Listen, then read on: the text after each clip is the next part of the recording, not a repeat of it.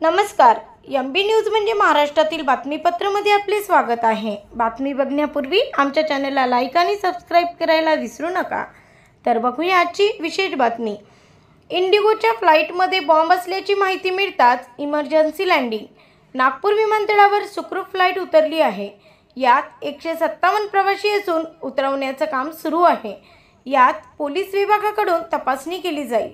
यात कंपनीच्या विमानात बॉम्ब असल्याचं कळताच ATC सोबत संपर्क साधून इमर्जन्सी लँडिंग करण्यात आली. यात यापूर्वी दिल्या गेलेल्या धमक्यामध्ये काहीच मिळून आलं नाही. त्यामुळे यावेळेस नेमकं काय मिळतं याकडे आता लक्ष लागलं आहे.